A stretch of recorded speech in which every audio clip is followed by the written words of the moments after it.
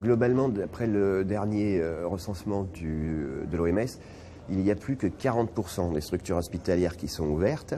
Mais il faut ajouter à ça que, en fait, sur ces 40% de structures hospitalières, la majorité sont payantes. Et donc, il y a peu de la population qui a un accès aux soins.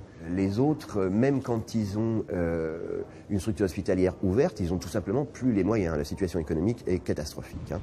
C'est tous les jours que ça bombarde.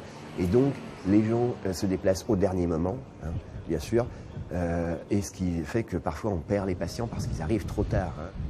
Ce sont les morts invisibles de la guerre. Le décompte des morts, qui en est à 7 ou 8 000, je ne sais plus exactement, par les Nations Unies, sont uniquement les morts dues à la violence. Mais il y a beaucoup de victimes indirectes de ça. Ceux qui n'ont pas leur traitement pour maladie cardiaque, pour une insuffisance rénale, pour des diarrhées extrêmement fortes chez les enfants qui ne sont pas soignés à temps, une infection respiratoire.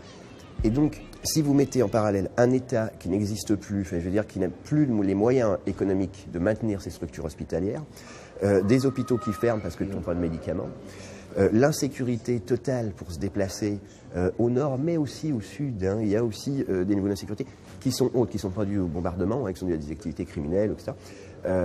C'est quasiment impossible aujourd'hui de se faire soigner. Et les seules, encore une fois, structures qui offrent des soins gratuits, accessibles à tous, ce sont les structures MSF. Et effectivement, on ne peut pas remplacer l'État. Donc la situation sanitaire aujourd'hui du Yémen, elle est insoupçonnée. C'est une catastrophe qui va de toute façon impacter sur la démographie, sur la pyramide des âges au Yémen pour les années à venir.